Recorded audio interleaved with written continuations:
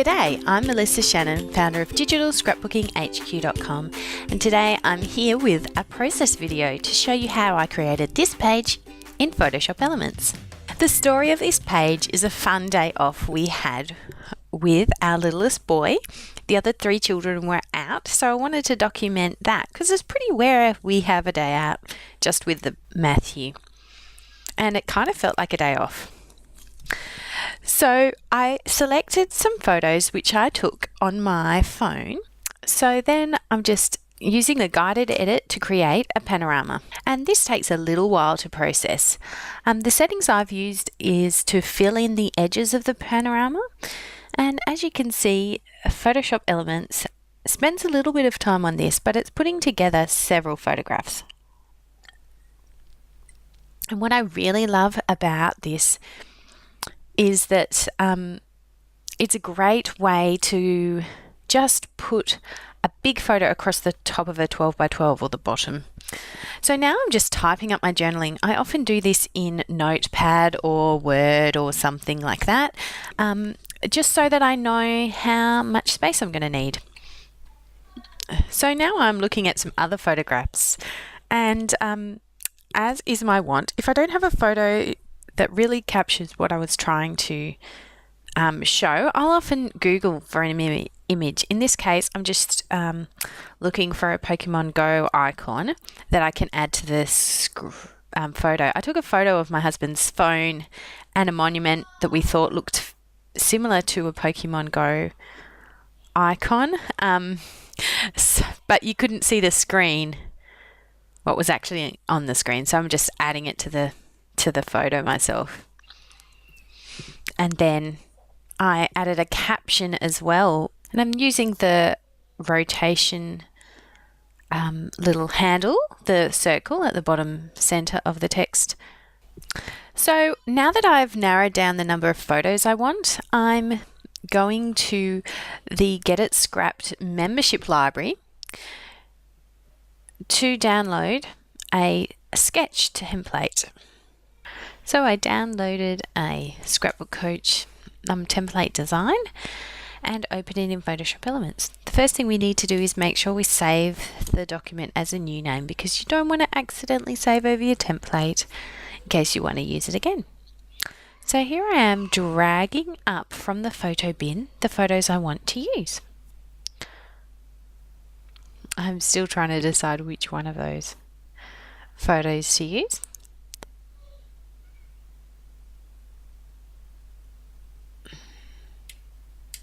Pulling that in, and then I press Control Shift G or Control G to clip it.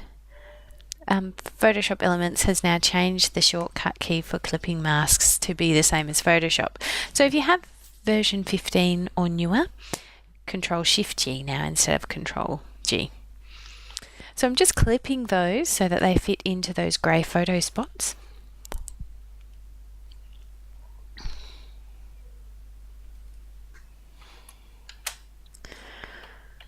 And I have just also created a text box and just copied and pasted all that journaling. And now I'm changing the font to Travelling Typewriter. I used to use my handwriting font on every single page just to save decision-making process. But recently I've decided that I'm going to go ahead and change it up a bit. So I'm using Travelling Typewriter. So far I've been working on this page for about 15 minutes, just to give you an idea. Now I'm looking around for some different supplies in Organizer, and I'm looking for previews. I have a great save search in Photoshop Elements Organizer that will help me find all the previews of kits and things. So I'm just looking through to find something that's inspiring to me, that's semi-recent, that I haven't used before. Looking at a few different options. So what I do, if I find a template, a preview that I like, I click on the location hyperlink in Photoshop Elements Organizer, and that takes me straight to the folder, and I can have a look at what else is available in that kit. So eventually I found a summer kind of kit by Flurgs. I absolutely love Studio Flurgs. You'll see me using her stuff all the time. And I really like that triangle paper, so decided to use that. So here I'm just turning off a few different layers, the embellishments in the template.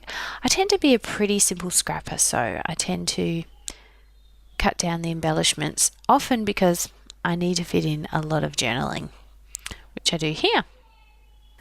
So now I'm playing around with the journaling and thinking, well, maybe I'll just pop it in instead of a photo.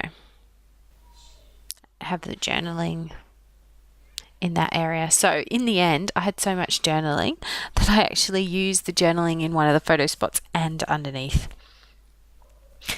And now comes the fun part, just playing around with papers and trying to get everything looking really good. So I tend to experiment a lot with my papers, and you'll see that's what I'm doing here, just pulling them in. I was inspired by that scallop in the original template to use a scalloped paper. I don't know if I ended up using that in the final thing. Now I'm just pulling through some embellishments from the kit and looking at the options of the titles and the alphas. I didn't really like any of the alphas, so I just decided to go with a text alpha. So here I'm just going to type the title that I want, and it keeps disappearing under layers, so just drag that one up to the top. So I wanted something solid for behind the text, just so that it would show up a bit better. And then in the end, I think I decided that that font with a geometric background wasn't the best option. Adding some embellishing. So I'm browsing through for a different font to use, and I ended up with one of my favourite fonts. And as I was playing around with the font and clipping and paper to it, it made it look like an alphabet. So what you can do then is you can just link those layers by pressing the chain icon next to them, shift clicking on them and using a chain icon so that when you actually move that font around, your paper comes along with it. So in the end, I changed out the background and used that geometric in the alphabet and behind the main photo, and then used this wooden background because I talked about going on the boardwalk and I thought that was appropriate. So here I'm just doing the final bit of tweaking, making my photos look really good, changing the title at the last minute to Our Day Off. Decided to go in all lower cases for this. And with such a busy font for the title, I really wanted to make sure that I had something fairly solid behind it so it would still stand up. Then I'm just adding some shadows using One Little Bird's Shadow Like Me style to make sure that everything looks lovely and three-dimensional. Doing a final bit of editing, having a look for any little embellishments I want to add. And then I selected just part of the word art and added that. So you can just use your selection tool and select one part and then duplicate that as a new layer and made a little bit of a cluster at the top of that journaling box and changed where the thongs were, or flip-flops I guess you guys might call them. But you know, Flirg's made this kit and she's a fellow Aussie, I'm sure she calls them thongs. And I'm just going to add a stroke around the font just to make it stand out a bit more. And I liked how that stroke echoed the lines in the geometric pattern. So now the page is almost done. I just save it as a high resolution image and that's it. Thanks so much for watching. I hope you enjoyed the video and got a few tips on how you can create your own scrapbook pages in Photoshop Elements. If you'd like to learn more, head to digitalscrapbookinghq.com.